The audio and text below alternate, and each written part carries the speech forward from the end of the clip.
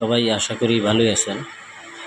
আজকে সকালবেলা ঘুম থেকে উঠে আম্মা বলছে যে তালের রস দিয়ে ফিটা বানাবে। তাই একটা তাল চিবিয়ে যতটুকু রস হয়েছে ওইটা দিয়ে চালের গুঁড়ি দিয়ে নারকেল সহকারে মিক্স করতেছে। তারপরে আমাকে বলল এই 2টা কলা পাতা নিয়ে আসতে। তো আমি 2টা কলা পাতা নিয়ে আসলাম। নিয়ে আসার পরে আম্মা এগুলা ধুয়ে পরিষ্কার করে এখন সামনে নিয়ে আসছে। তো এই চুলাটা ধরাইছে। বিষয়গত হচ্ছে যারা ছোটোবেলায় আপনার গ্রামগঞ্জে বড় হয়েছেন তারা অবশ্যই কলা পাতার পিঠাটা খেয়েছেন আমার মনে হয়। তো যারা খেয়েছেন অবশ্যই তারা কমেন্টসে জানাবেন কারা কারা খেয়েছে। আর যারা খান নাই অবশ্যই ট্রাই করে দেখতে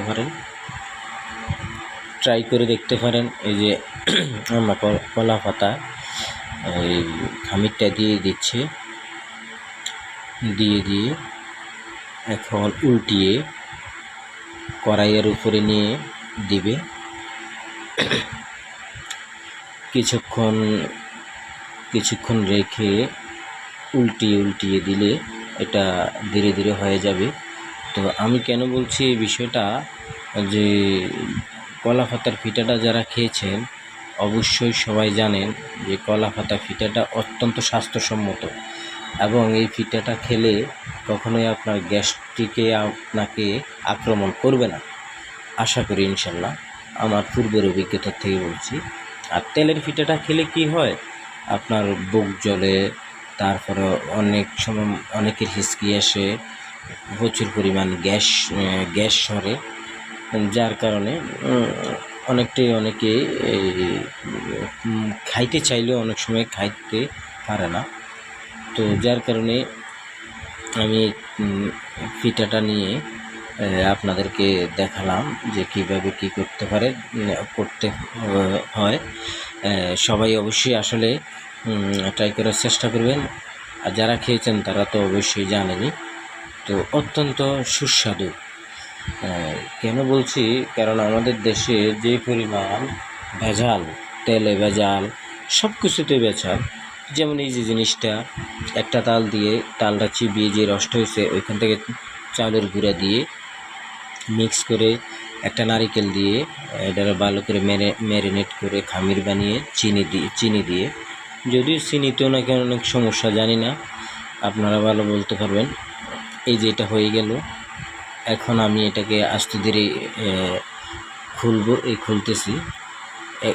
এই যে এখানে ভিতরে যে দাগটা লাগছে দেখছেন, এই যে আমি যে কলা পাতাগুলো আনছি, এই কলা পাতাগুলো অপ্রাপ্তবয়স্ক, যার কারণে পুড়ে লেগে গেছে।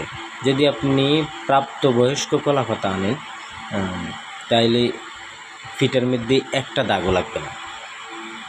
তো যেহেতু কলা পাতা এখন গ্রামেও খুব কম পাওয়া যায়, আমাদের দিকেও খুব কম পাওয়া যায়। তো আসলে যেই কলা পাতাটা দিয়ে ফিটা বানানো যায়, এমন না যে ওই যে আমরা যে সাগর কলা বা চাম্পা কলা এগুলোর দিয়ে আসলে হয় না। তো আমি চাম্পা কলা আনছি, পাতাটাই আনছি।